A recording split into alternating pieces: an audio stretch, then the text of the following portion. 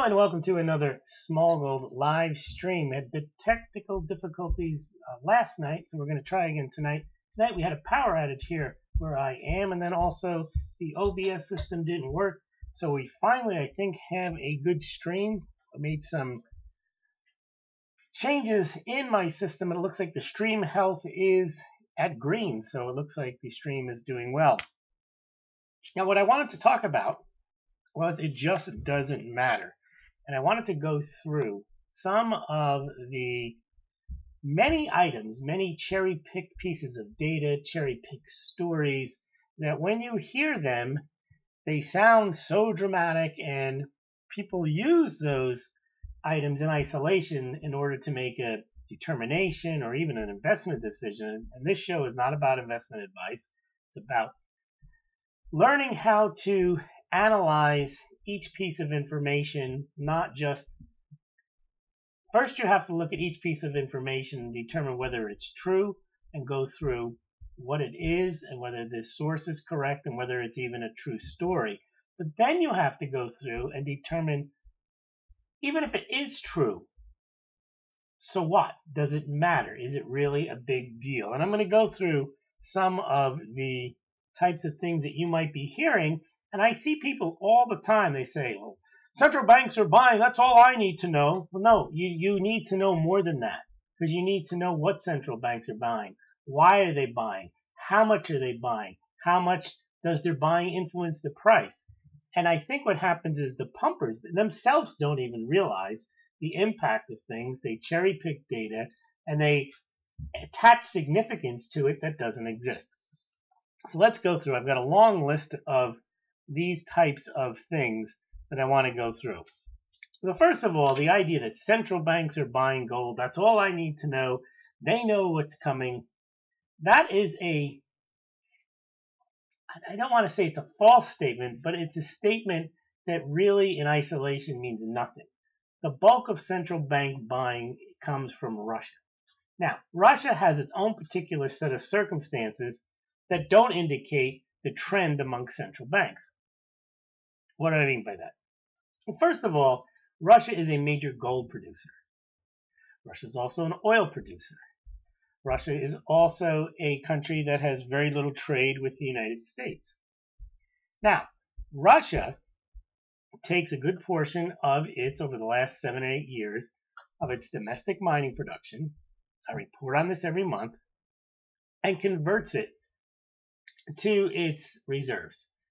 Now, for the last couple of years, the Russian central bank has held about $100 billion worth of U.S. treasuries.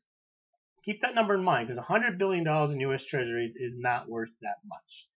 Remember, at one point, the Federal Reserve was doing $200 billion in QE a month, and the overall Russian reserves were $100 billion U.S. treasuries. Russian overall reserves are less than $500 billion. Now, Russia also has its mega hoard, which everyone hears about. I report on it all the time, and it gets picked up in Zero Hedge a lot. You see my charts there. Russia's 1,892 tons places it 5th in the world. And you think, well, that's big, and Russia knows what's coming, and Vladimir Putin is smart. He likes gold. Well, 1,892 tons is only worth $82 billion, give or take a couple of $1 billion. So Russia's big gold hoard doesn't mean much in the grand scheme of things. And also it's because they are buying their own supply and adding it. The other one is Russia's dumping treasuries. Well, first of all, that's only been true since April. For the last 2 years, Russia's actually been adding to their treasuries. Not that they ever had that many in the first place, as I mentioned. They did sell down their treasuries from like 2014 after the first round of sanctions from about 160 billion down to 60 billion. But in 2017, at the end of 2016 and 17, they brought them back up to 110 billion dollars. Now in April this year, they sold their treasuries down from 96 billion to 46 billion, and now people are making a huge deal out of it. Oh, Russia's dumping treasury. It's a dress rehearsal for what's coming, dumping the dollar, end of dollar hegemony, game changer. Nonsense. They now have $48 billion worth of treasuries.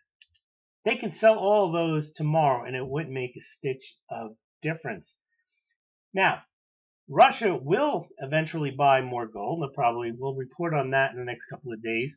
But whatever happens in Russia is really not going to change what happens to the dollar. It certainly hasn't changed anything with respect to the gold price. Remember, Russia's buying its own gold and adding it to reserves. What about the rest of the central banks? They're buying gold hand over fist. No, they're not. Remember, the United States, for all everyone says, they don't have any gold in Fort Knox. You've heard that a zillion times. You're probably convinced of it because you've heard it. There's no evidence that they either have or don't have the gold, but people are convinced they don't have it. But that's neither here nor there.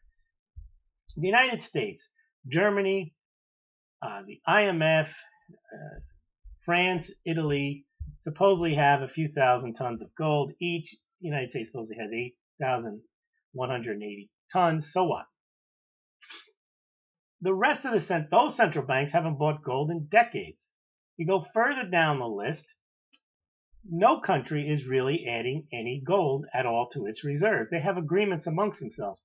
Remember, all these fiat-based countries have it in their mind to de-emphasize gold. What about all the repatriations? Well, the repatriations in and of themselves don't add to any gold demand. All that means is a country doesn't want to have their gold at the U.S. Federal Reserve. The reason they had it there in New York in the first place was because of the Cold War. They shipped it to the United States, and Germany started to repatriate theirs in 2014. They finally got all the gold that they wanted to get back. But they're not adding gold. In fact, Germany sells about 4 tons a year to the government so they can mint gold coins. So none of the major central banks are adding any gold. India hasn't added any gold. They got 557 tons. That's it, even though the country has 22,000 tons.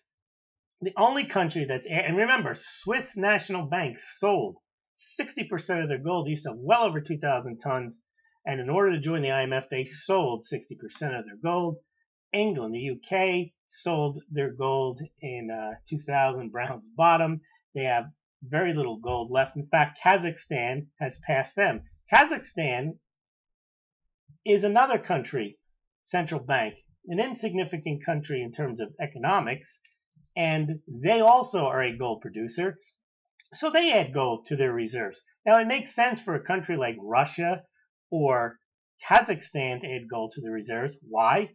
Because they have very weak currencies, and if they have the domestic mining production, why not turn those rubles in for gold? The only other country, central bank, that's buying gold right now is Turkey. Well, if you've been following Turkey, the lira is in tremendous trouble, the Turkish lira. The president goes on TV all the time and says, sell your euros and your dollars, buy lira. They're doing anything to prop up the currency, so of course they're adding gold. So the idea that central banks are buying gold, they're not. In any scheme, any large manner, they're not buying. The People's Bank of China hasn't added gold since October 2016. Oh, but they're lying. Everyone says that they're lying. China's lying. No, they're not lying. Doesn't mean that there's not gold demand in China. But as far as central banks go, the People's Bank of China is not adding any gold. And then what people say is, oh, it's Sun Tzu, they're just hiding what they're doing. Well, if you want to believe the nonsense about Sun Tzu and China hiding everything, then you can, in the same breath, try to convince people that the yuan is going to be an international currency, because if everyone thinks they're Sun Tzu and it's like a big trade of theirs to hide stuff, why would you ever trust a currency? But in any event, I don't think that the People's Bank of China has been underestimating their gold reserves, because they're not saying that's all the gold that's in China. They're just saying that the People's Bank of China doesn't have it on their balance sheet. There's another story I reported on 3 years ago where the bank governor actually admitted that, and I put this in Zero Hedge, that there is plenty of gold demand in China and plenty of gold that's held by the government. It's just not at the People's Bank of China's balance sheet. But now, let's move on. So the idea that central banks, well, by the way, Canada plans on doubling their gold holdings. Yes, another central bank, sold off all of their gold. So over the last few years, we've seen 15 years, Canada sell all of its gold, and yet Canada has one of the few countries sovereign debt AAA rating. Go figure. England sold their gold. Swiss National Bank.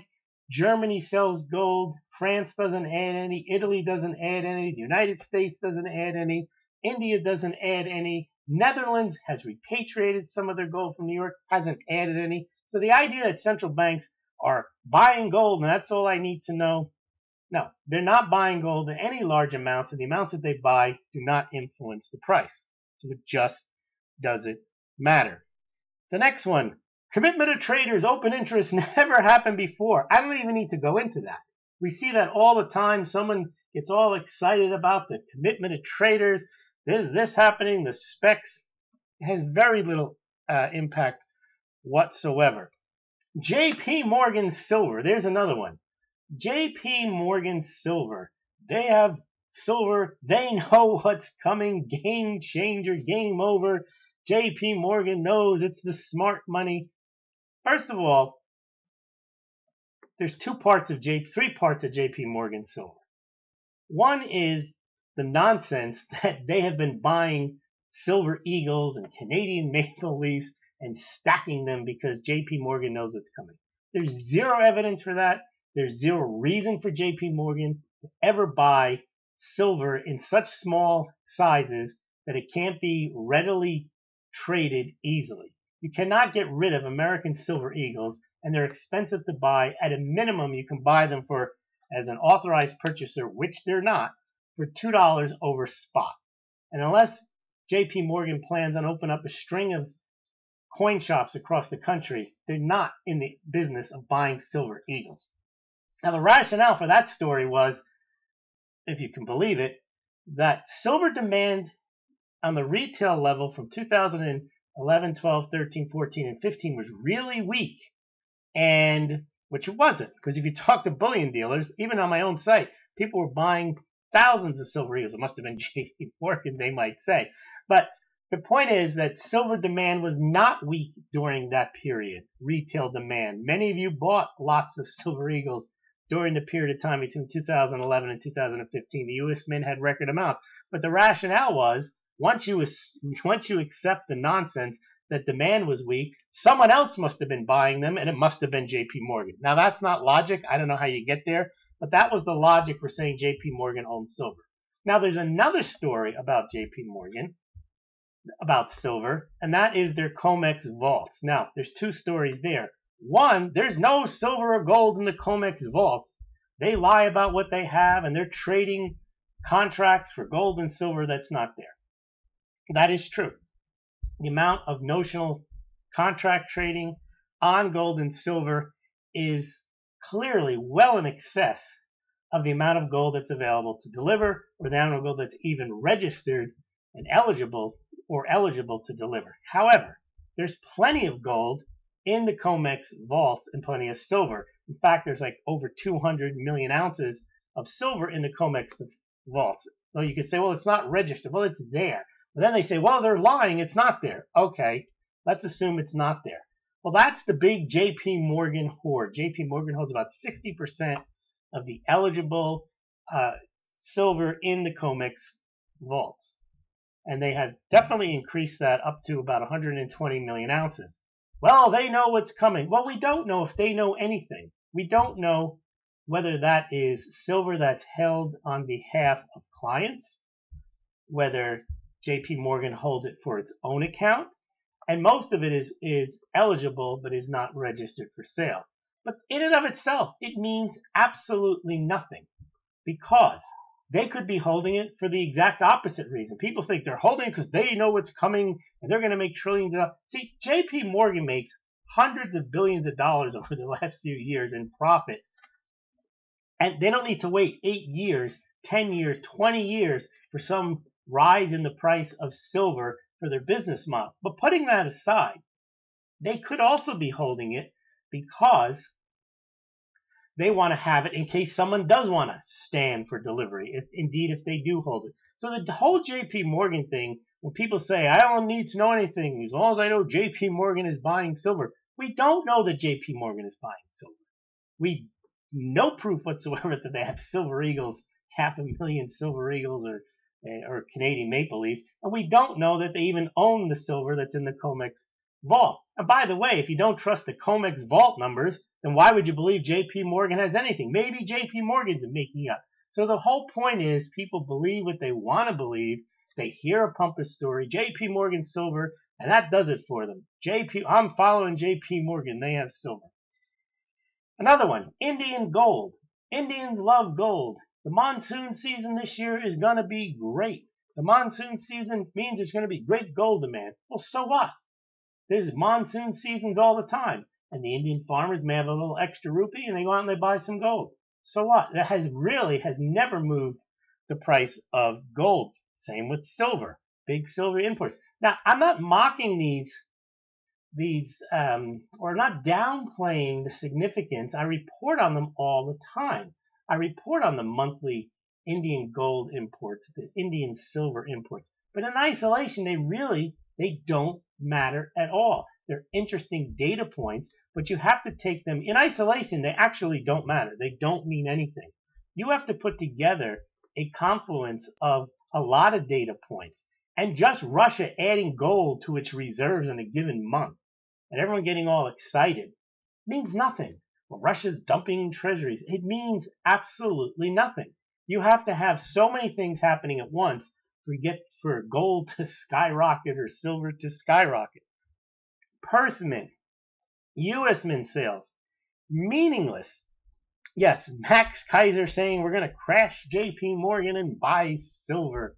Yeah, see, there's people, their mentality is so focused and they know that they believe it or they think you'll believe that there's one single event that's going to set something skyrocketing. And usually, just as in life, there isn't one defining moment. And maybe Hiroshima is a defining moment, but for the most part, there aren't those defining moments. And all of these little stories that you hear, with the breathless Russia's dumping treasuries, central banks are buying gold hand over fist. First of all, they're not. But second of all, even if they were, you have to ask yourself, how much? Here's another one. Silver has so many uses. Silver is so valuable in our lives. That's why silver is destined to go higher, and the gold-silver ratio has to come down. How much silver is used in these so-called new applications? I saw one that you can use it in your underwear so you don't have to wash yourself because it'll kill the bacteria in your underwear. Well, how much silver is going to be used in underwear? A lot of it's nanoparticles of silver. That's not going to drive silver demand. The other thing people don't realize about silver is that the amount of silver, they say, well, what about electronics? Do you know that the silver used in electronics over the last 7 years has actually declined? Why? Well, there's more devices. Yeah, they're smaller. They use less silver. But no one ever wants to consider that.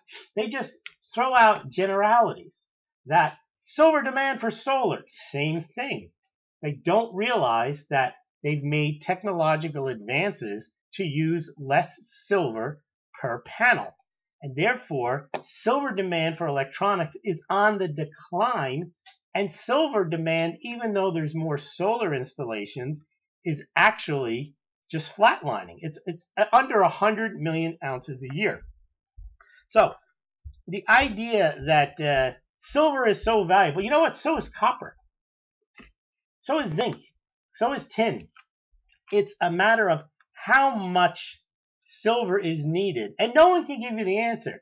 And the answers are available. All you have to do is go to the Silver Institute. You can do research and you can find out how much silver is actually used in all of these new things that are so valuable to our lives. Look, if silver was so valuable to our lives, they wouldn't allow the U.S. Mint to sell you silver eagles. They certainly wouldn't allow private mints to mint silver coins. So you have to ask yourself, how much silver is really needed? So when people just say silver is so valuable, that's a generality.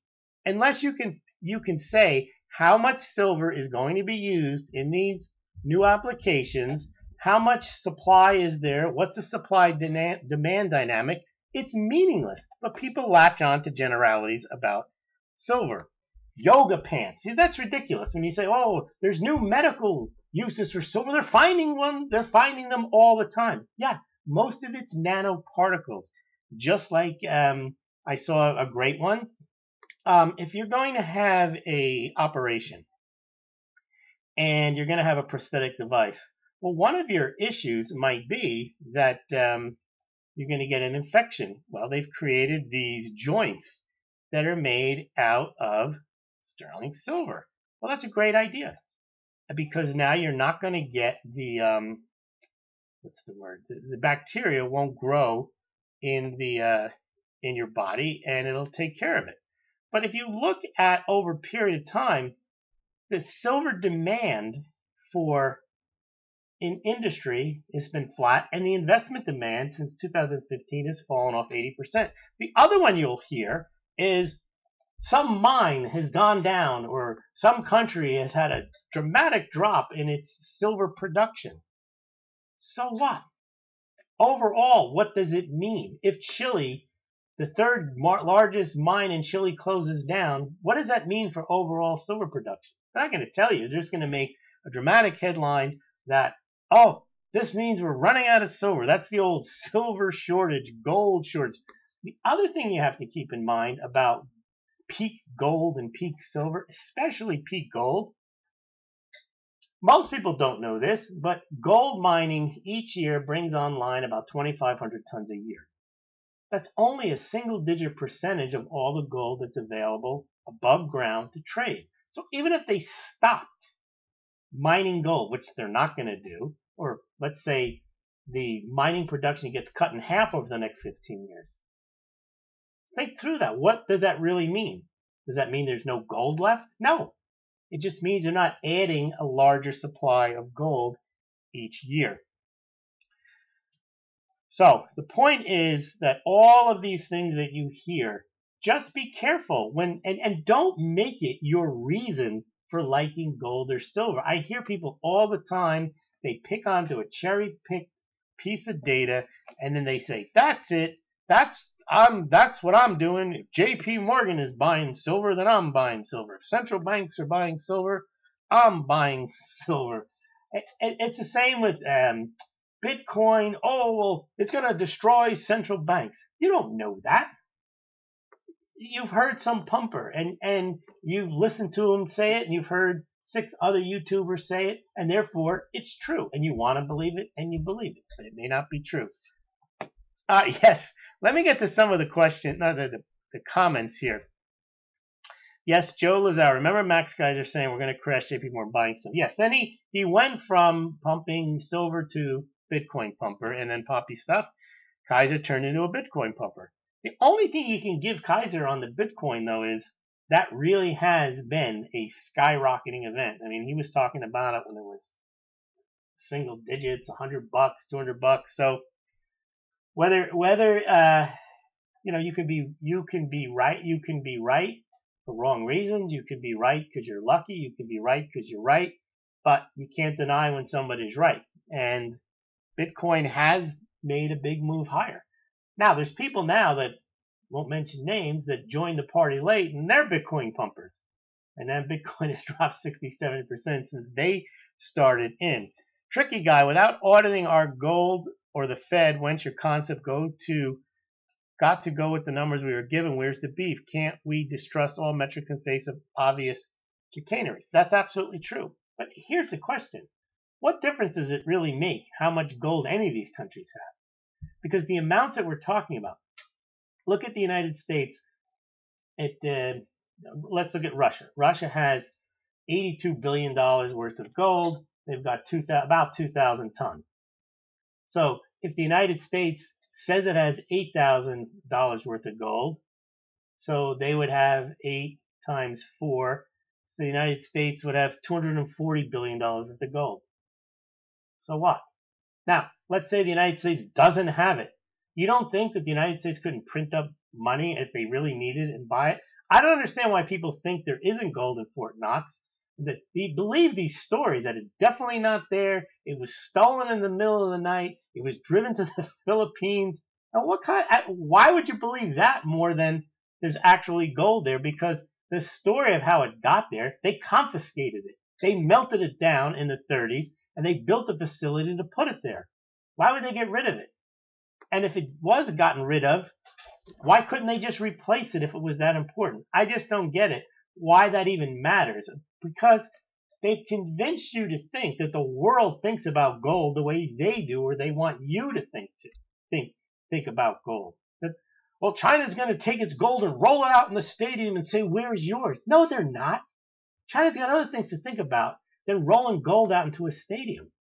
See, once you get into the mindset that gold, 2 plus 2 equals gold, and 2 plus 2 equals silver 8,000, the only people that think that way are people who want you to buy their newsletter, invest in their silver mining company or gold mining company, or buy their subscription or buy precious metals from them.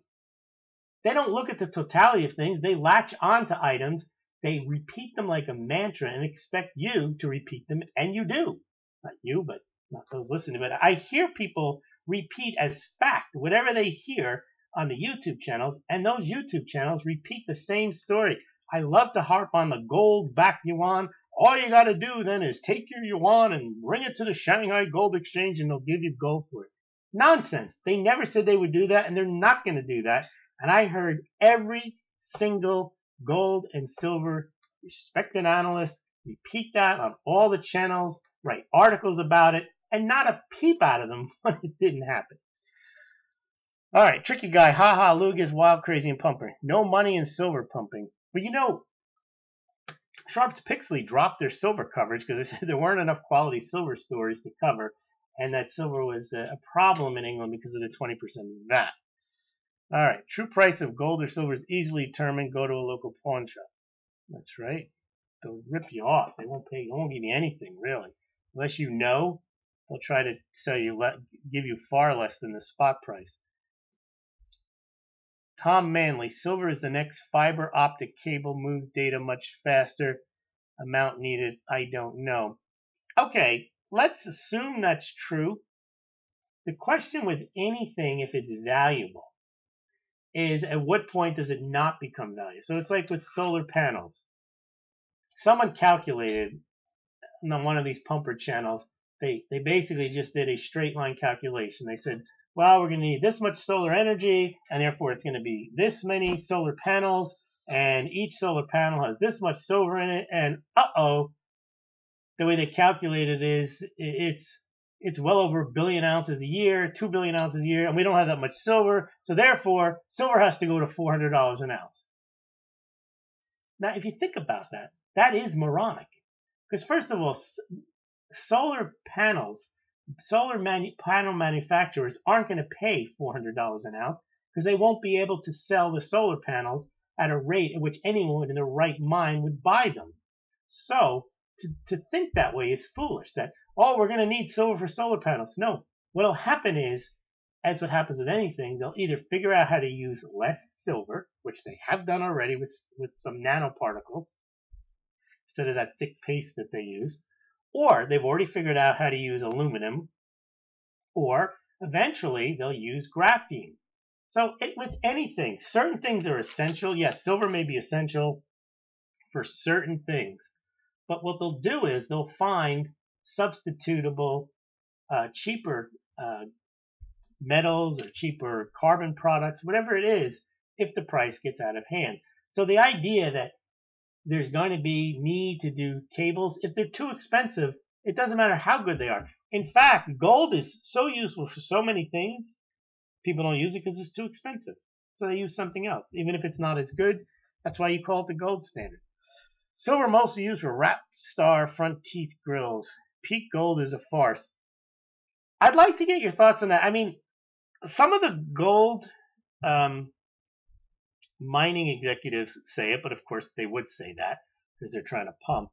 But the idea that there's a limited number of resources is not ridiculous. I mean, the thing about gold or silver or anything, it is around. It's just the cost of extraction is higher. You can go to meteors and you can pull gold out of meteors, platinum, and so on. It's just how much you're willing to pay to go get it. And the thing is, you have a disincentive. Let's say there's a meteor with 5 times the amount of gold on Earth, and it's on a meteor. Well, if you go up there and get it and bring it to Earth, and you spend zillions of dollars to go get it, well, good luck trying to sell it, because now everyone knows that there's so much. You'd have to mete it out in small amounts, but it wouldn't pay for your cost to go and get it. So there's a disincentive to go and get 10 times more gold in a meteor unless you can get it at higher prices, because chances are people would realize, well, now the gold supply has been increased by multitudes. Why would we want it? It's not rare anymore. So people got to think this through. Tricky guy. Lou, that BIX report you sent, it'd be great to have you go through each point to debunk them. No, I don't have time to waste. The thing I sent Tricky guy, I think it said silver, why it should go to $100,000 guaranteed or something. Here's the math. I didn't even read it. I'm not going to read that kind of nonsense, because silver's not going to go to $100,000 an ounce. Why would I go line by line to that? First of all, he probably doesn't believe that anymore. I don't even know someone sent that to me and I just forwarded it to you. He doesn't even talk about silver anymore. Bix's point about silver, which is true, and he did some very good analysis on why silver was manipulated. And, he worked with GATA, and they're absolutely right. They point out how there's an incentive to have precious metals manipulated by governments because they are threats to fiat currencies. They've done a great job of making sure people don't think of gold and silver as money. They've done a great job of substituting fiat currencies, taking the silver out of the coins and saying this is a quarter, it looks just like the other one, just doesn't have any silver in it. And they've done a great job of knocking down the price of gold and silver through the use of contracts and through the use of futures exchanges. Now, the thing that GATA and BIXWEIR have said is that they used to say, I don't know, BIX certainly doesn't think this anymore, is it used to be at some point, at some point, the bankers are going to lose control and then silver will be skyrocketing. Well, I think what's happened with BIX is he realizes that's not going to happen. And then he went over to the cryptocurrencies and he believes that. So I don't know what his rationale was for 100,000. I just wasn't going to go through it. But the idea that silver is somehow going to be set free, I don't know what that means. Anyway. Yeah, now the thing about the too much gold in the Grand Canyon is worthless. He's done the, quote, research. I haven't done counter research, so I can't say that's true or not true. Karen Hood says there's gold in a mountain for humanity in Philippines. If you can't prove it, I can't not prove it because it's hard to prove a negative there. The Vatican catacombs are stuffed with gold. Well, that may be true, Joe. I don't know. That definitely may be true. But so what? So what if there's gold in the Grand Canyon? If no one knows it's there and they don't want to take it out, then it's not part of the supply. Well, that's the argument. People that decide that silver is more valuable than gold. Silver is rarer than gold. Well, they're pumping silver. And they're going to stick to that, and they're going to tell you it's the most useful thing on the planet. But historically, gold has been more treasured, more valued. It's really, as an investment, even in the United States, until the financial crisis, until the advent of basically YouTube, a lot of silver pumpers, silver was not a big item for buying silver eagles. It was the gold eagles that the bulk of the money went into. And overseas, in India, silver is not as big of a deal, certainly as gold. Same with Russia, China. Most of the world values and treasures gold. Silver's always been pocket change. I'm not against silver. It's just the gold-silver ratio is where it is for two reasons. One, the relative rarity is not dispositive. It doesn't tell you what the price is. Two, it's not as valued as gold is. And three, it's a small market, so if they want to manipulate and drive the price down of gold or silver, it's a lot easier to drive down the price to silver. Tricky guy, I've never heard of a meteorite that contains so much precious metals. They actually claim there are. There's lots of them up there. I think boy genius Elon Musk has some type of, I think SpaceX wants to go up and get some precious metals, do some meteor mining. So can't really use that possibility on any scientific basis. Good for analogy. Sudden new source of any commodity. Well, there have been during times in history where, for example, when the Spaniards went into the New World and they found so much silver, they created so much inflation in Spain because they brought back the silver. And back then, silver was money. And so they brought all that silver back from the New World, and they really added to the supply. At one point during the gold rush in 1849, silver went skyrocketing because there was an influx of a lot of gold. Similarly, when a lot of that gold went down in a shipwreck in 1857, there was a financial panic because they thought they had run out of money.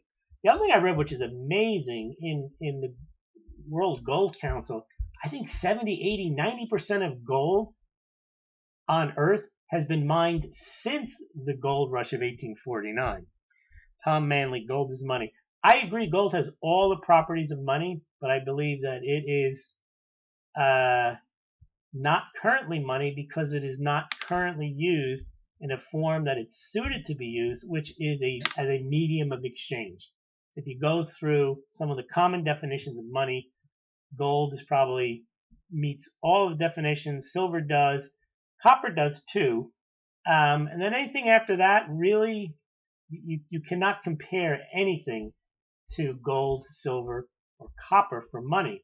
Except today, gold and silver are not used as mediums of exchanges. So I would think now that gold is less money and more of a asset store of value with the potential to use as money. And one thing that gold money has done, to their credit, is they allow you to spend your gold, which actually then makes sense. That's why the company's called gold money.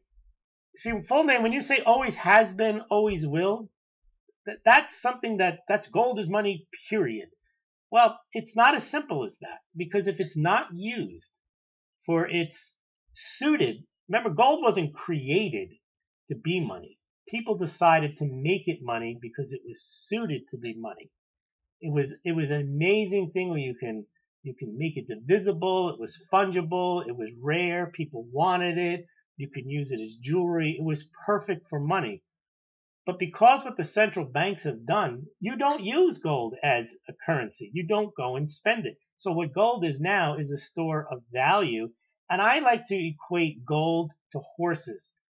Gold is money and has been for 5,000 years, period. Therefore, it always will be. No. Horses were transportation for 5,000 years, period. Well, horses are no longer for transportation. They could be. I mean, you can get on a horse and drive to your grandmother's house over the hills and through the woods, but they are not a medium of transportation anymore. They can be. Just like you can try to spend your gold somewhere and somebody might take it, but as a common factor, gold and horses are like the same now. Gold was money for 5,000 years. Horses were transportation for 5,000 years. Now horses are assets. You can still ride them and you can go places on them, but that's not why people have horses anymore. It's the same thing with gold. And horses are valuable. It's not like a horse isn't valuable to have. In fact, a horse is probably more valuable to have maybe now than you have to be rich to have a horse. Back then, even I don't know the relative value of horses, but horses are still valuable. They're definitely a valuable. If you have horses, you have wealth. And that may cost you to hold on to them. It's the same with gold because you have to store it. So I don't go for this gold is money, period, always has been, always will be. Not if it's not used as a medium of exchange, even though it could be. Okay, what else do we got here? Didn't you report a big upswing in silver imports? Yes, a store of value insurance. I agree with that, Tom. I think that gold is one of the best stores of value, the best insurance, but I'm not going to call it money almost mindlessly because it doesn't meet the medium of exchange. It doesn't. You could use it, but people don't, and therefore it isn't. Do you think that... Yeah, didn't I report a big upswing in Indian silver imports? Yes, you can go to the Smaulgld site. If you go there now, you can see I report Indian silver imports just about every month. This year I did it on the quarterly basis. Indian silver imports peaked around 2015. They're still large, but still, they take up about 20% of silver mining production each year. So India is a big silver consumer. Part of that is solar. Part of that is the middle class. They can't necessarily afford gold, but they can buy a lot of costume jewelry because it's cheap. You can buy a silver ring for $20, a necklace for $18. Solid sterling silver, good quality stuff, and you can buy it in large amounts. So India is a big silver consumer now, and their middle class is, I think, probably 350, 400 million people. It's the size of the United States. So definitely some silver demand coming out of India. Poppy stuff. Do you think there's a generational shift for people under 30 not to value gold? Absolutely. And not just not to value gold. Not to value anything of any tangible that you can hold in your hand. You know when people say, if you don't hold it, you don't own it. They don't think that way. They don't even care about owning it. They watch stuff on Netflix. They use Airbnb, Uber.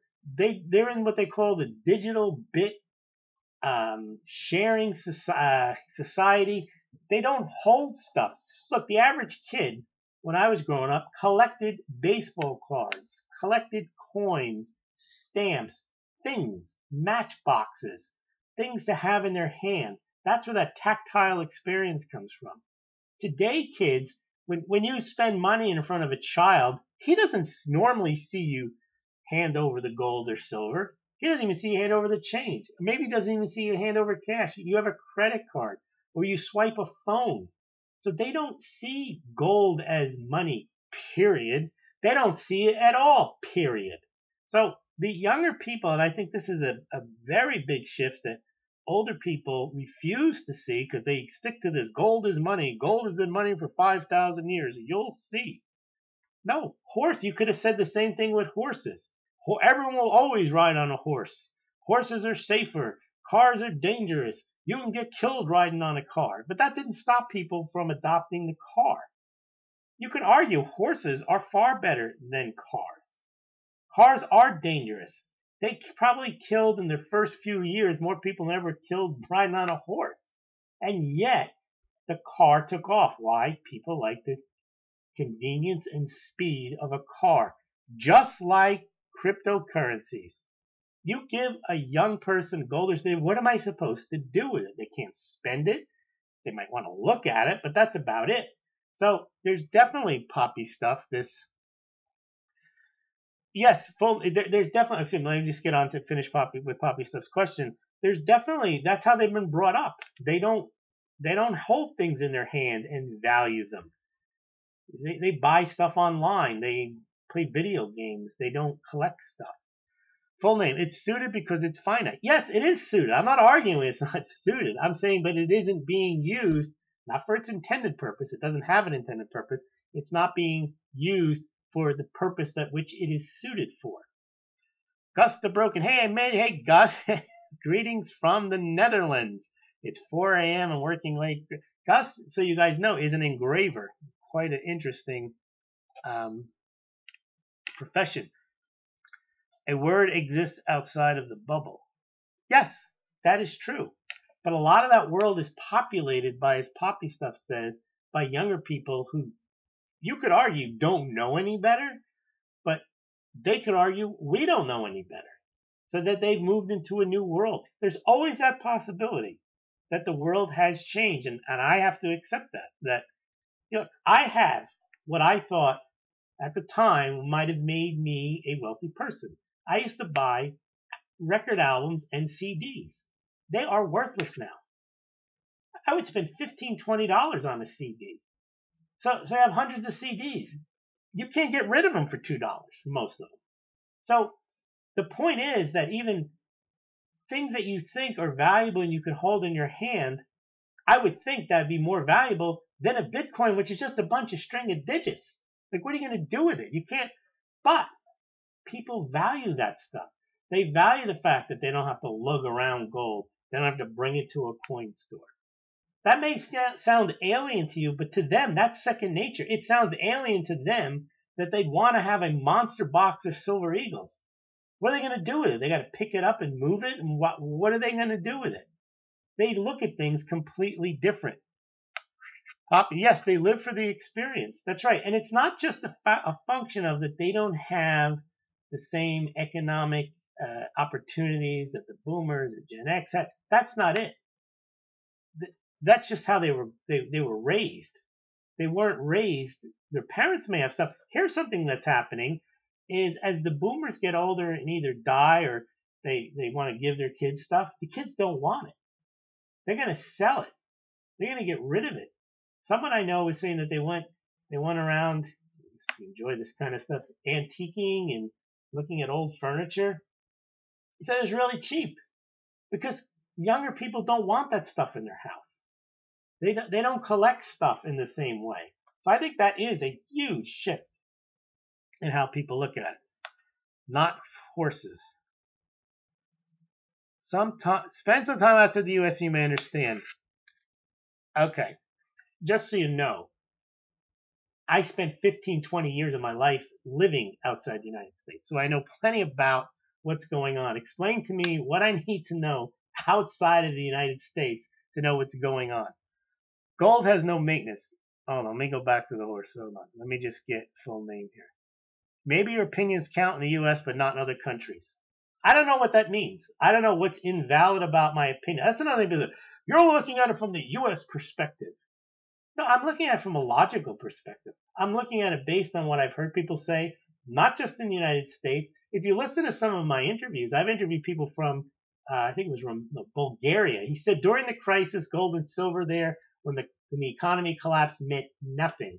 I've spoken to people from India who says they don't even pay attention to silver in India.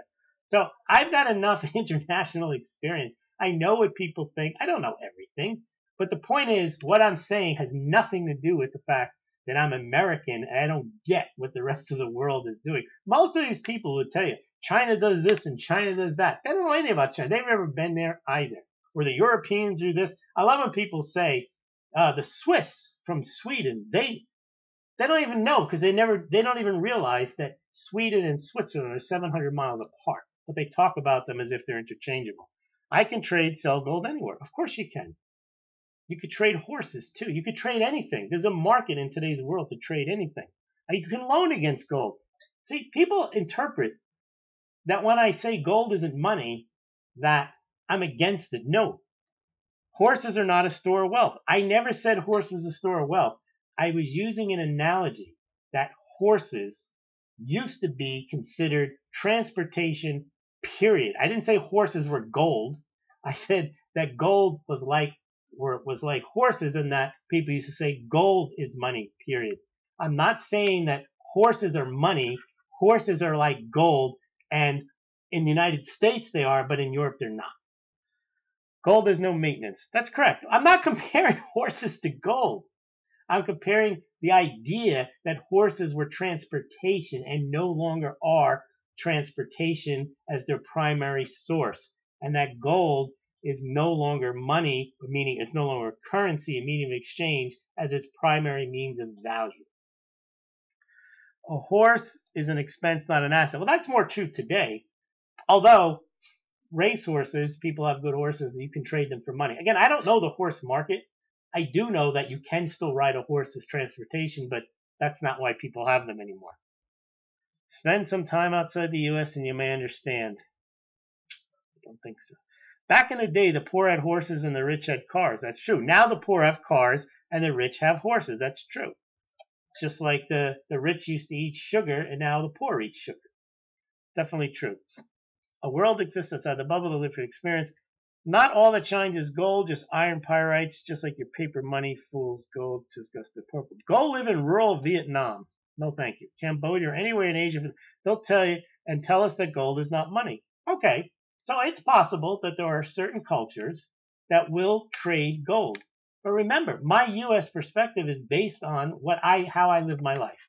I do not use gold as money. I do not use silver as a medium of exchange. So if they do in Nicaragua, fine. But when I say gold is not money, it clearly is not a global currency. Not in the sense that in the United States or Canada or Europe or anywhere that I've ever been that I've ever been able to use gold or silver as a currency. Now, can it be used? And you're telling me, and I haven't been to Cambodia, if they trade in Cambodia, they go down to the corner store, buy whatever they buy, then yes, gold is money. If a Cambodian can go and buy cigarettes with his gold coin and it's used as a currency, then it is money. I haven't seen it, but if that's what happens, you're right. I agree. Minus is thinking gold is only money would be moronic, but history has a way of repeating it. That's true. Hoarding useless crap. Banks know gold is money. They give us fiat digital scheme. Well, see, Tom, you're right. What they did was they knew that gold was the perfect money at the time. And they wanted to be in control of the money supply. And they didn't want to have to rely on South Africa to deliver it to them or Russia. They wanted to be able to print up their own.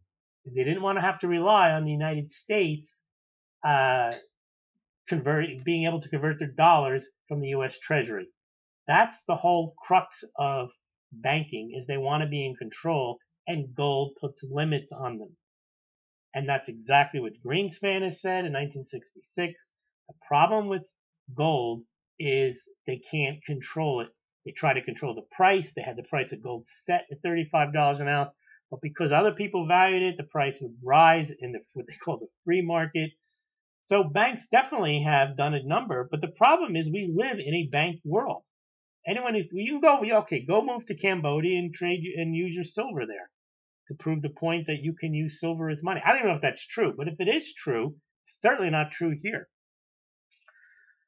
Gold is, let's see. Tricky guy. Just now Googled PMs and meteorites and came up empty mostly except for small percentage in space or as on Earth. You have to process tons to get ounces. Yeah, I don't know what you would do. Unless the entire meteor was just solid platinum or gold, I don't know. They talk about mining them. I know you get the rig up there and they start drilling into a meteor. Good luck with that. Gold is not money only in the West, and that is getting a lot smaller. Well, it could be. Poppy stuff, LMAO. I don't know what she's laughing at. Full name is still going on about I can't sell a horse alone against a horse. Okay? You've proven that horses are not gold. Tricky guy. One thing no man wants but won't give up is a bald head. Gus the broker. If you are lucky, there is a market for it, but the junk market is dying because too much junk collectors in this modern age. Not many appreciate junk products anymore. Tricky guy getting biblical here. When God saved Moses and his nation by dropping manna from the sky, it was in the shape of American silver eagles. Discuss. Now, I think his disciples or his followers fell for the golden calf. That's instructive to remember. Poppy stuff. If we're no longer consumer-based and experience-based, what industries do you think are up and coming? Interesting thoughts on how things are shifting. Well, I think we're still consumer-based, but we consume, or not we, but the younger generation consumes digital products.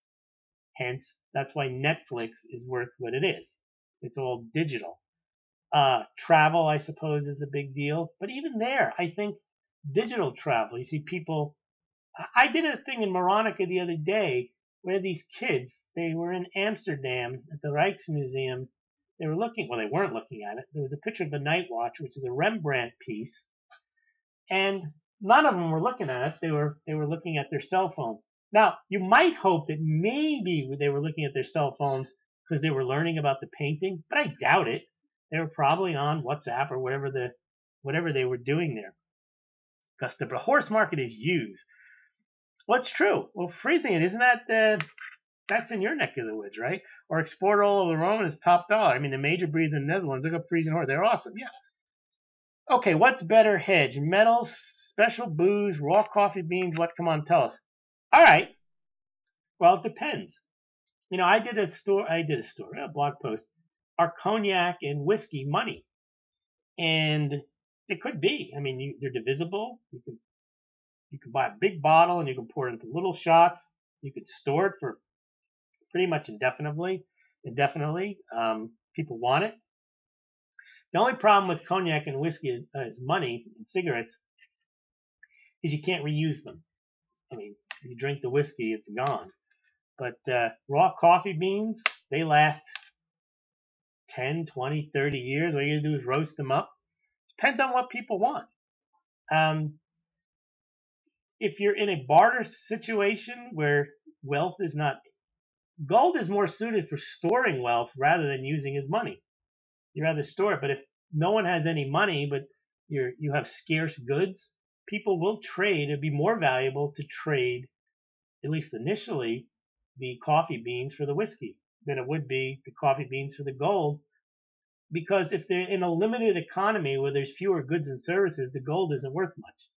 Because the gold has purchasing power. But if there isn't anything to purchase, then what's the point of having purchasing power? You're better off getting the goods. So in a real barter situation, having a lot of goods, band-aids, prepper items, they're going to be more valuable than gold, at least initially. But then as the barter economy develops, as you know, then people want to store their wealth, people start producing goods and services again, then gold becomes valuable again, but probably not as a currency, but probably as to store your wealth. As an investment, pursuing one, don't count on it unless you're a breeder. He's talking about the horses. Real estate rentals are a good hedge always. Yes, because people have to live somewhere. And they're going to have to live somewhere. And they're going to pay you in whatever they need to pay you that's valuable in order to keep their shelter. So it could be dollars, it could be silver, it could be whatever it is. But that's right. The problem with rentals, you're going to have to, but again, it's not as big of a problem. They'll always tax the property. And that's problematic because just owning a property, you have to pay tax, you have to pay maintenance, but you're justified in passing that along to the person who's renting your property. Sex robots, there you go. Banks manipulate the horse market. Yes, they short the horses. Poppy stuff. Friesians are a breed uses cart horses. Sex robots. Apocalyptic crash scenario and if question anyway. Decades of fear over living in Fallout 3 is pointless, I think. Okay. Friesian horses are workhorses quite great. I didn't mean to get into horses here.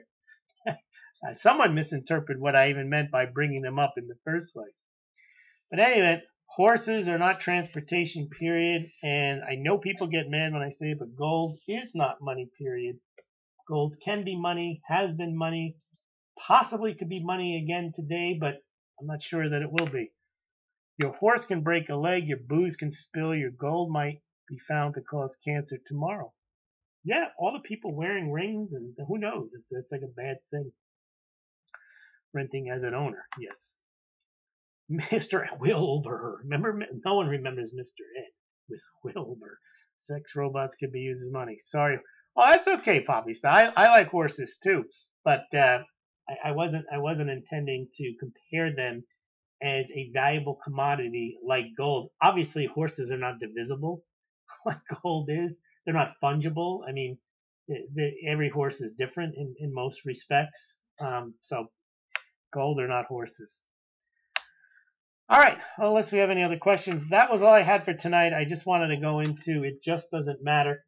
Things matter, but I think you have to apply a more holistic approach to whatever information you might consume instead of latching onto it because someone has breathlessly told you Russia's dumping treasuries or silver is so useful, central banks are buying gold, silver shortage, gold back you want, whatever it is.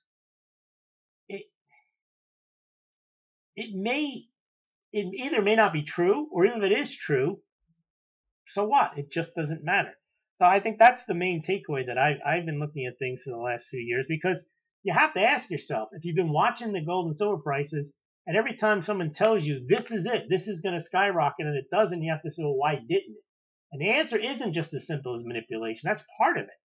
But some of these other things that they say are going to break the manipulation, and they don't, is because they're not that significant enough to be able to break the manipulation. All right, hookers are big business. Ask any DNC convention. If you believe in it yourself, then keep it. All right, Tom, take care, everyone. Thanks, Poppy Stuff, Gus, and whoever else has joined us. I didn't want to leave out anyone, but I appreciate you all listening. And we'll see you tomorrow if you want to come back. at the same time. I was late tonight because I had a power outage, but normally it's 8 o'clock. Thanks a lot for listening.